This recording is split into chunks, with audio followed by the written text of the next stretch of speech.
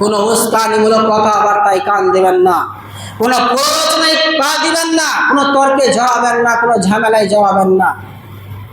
নিজেদের মধ্যে অশান্তি, মারামারি, ঝগড়া ঝামেলা করবেন না। নিজেদের মধ্যে শান্তি সম্প্রীতি বজায় রাখবেন।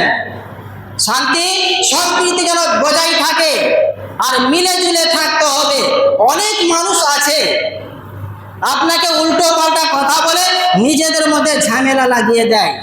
এবার আপনি তার কথা শুনে যাকে আপনি মারধর করলেন, তার বাড়িতে আপনাকে তো যেতে হবে। আপনি যখন তার বাড়িতে যাবেন, কি করে আপনার মুখটা তাদেরকে দেখাবেন? যখন তার কচি কচি বাচ্চারা, মাসুম বাচ্চারা, তার স্ত্রী যখন আপনার হাতে পায়ে ধরে কান্না করবে, চোখের পানিটা ছেড়ে দিয়ে বলবে, আমার আব্বা কি এমন দোষ করেছিল, আমার ভাই কি এমন দোষ করেছিল, কেন তুমি তাকে হত্যা করলে, কেন তুমি তাকে পৃথিবীর বুক থেকে বিদায় করলে, তখন আপনার কলিজা ফেটে যাবে, তখন আপনার কলিজা অন্তর ফেটে যাবে। অতএব কোনো উস্কানিমূলক কথাবার্তায় পা দেবেন না, নিজেদের মধ্যে ঝগড়া ঝামেলা করবেন না, শান্তি সম্প্রীতি বজায় রাখবেন, মিলে জুলে থাকবেন, একতা হয়ে একজোট হয়ে থাকবেন।